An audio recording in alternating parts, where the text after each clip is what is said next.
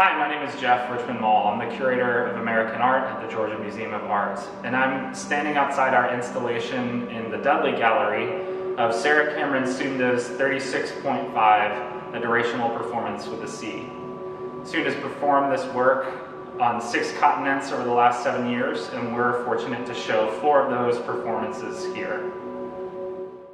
The local filmmakers help her produce this work, and photographers document the whole process. For Sunde, community collaboration is pivotal for the success of 36.5. Not only does she work with these artists and organizations to determine where and how to perform the work, but she remains in the community for weeks after the performance, producing the video that becomes the gallery work and screening it for the local community so that they remain invested.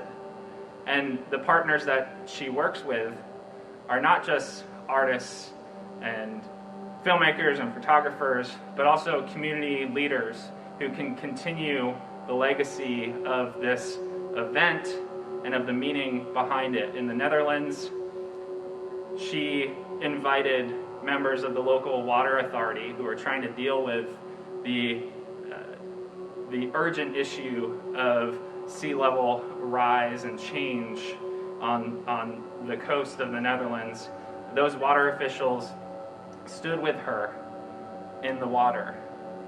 And in her future work in New Zealand, local Indigenous leaders invited her into the waters.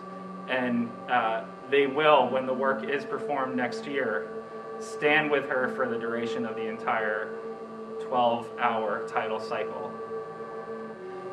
In the case of her Brazil performance, Sunde also sought out advice from local community leaders as to where to do this performance, what food to eat to prepare for the performance.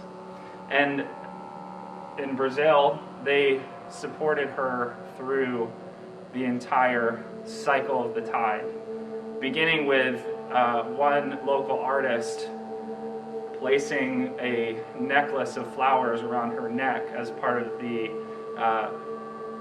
notion of Iemanjɛ, who is a patroness, a sort of patron spirit of shipwrecks and fishermen, as a kind of protection for Sunde throughout the performance. And for the artist, this kind of indigenous knowledge and relationship with water is important at every site she visits. This idea of indigenous knowledge is also important to the structure of the work. It is durational. It is centered on the tides and their cycles, and that kind of cyclical nature of the work is also something we tried to recreate at the museum. The work starts, lasts for 12 hours and 16 minutes, and immediately begins again. So this kind of cyclical idea of time and of nature and the tides is crucial to her performance, but also crucial to the way in which we show it. The other aspect of the work that we wanted to emphasize through this installation was the emphasis on immersion that the artist places in the work. She is standing in the water for us, but we sit in the gallery or stand with her throughout the process. And we place the work on 3 walls here so that in coming into the gallery and encountering the work, you can physically enter into the space of the video and let it surround you. This, I think, is also, aside from the environmental aspects of the work and the climatic catastrophes that we're experiencing, this kind of relationship in showing the video as an immersive experience is a challenge to these traditions in the history of art where the human body is removed from nature, and where even as artists depict humans in the landscape in the Western art tradition, they're always at a remove.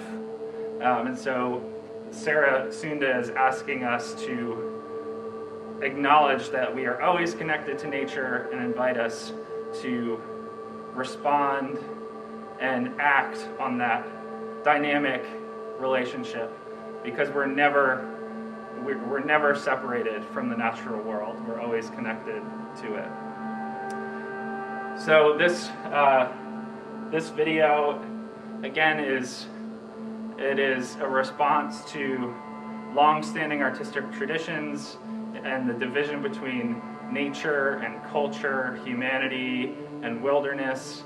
But again, it's also a clarion call for what we as a species are experiencing, what we're experiencing differently around the world, and also a call for us to act and respond.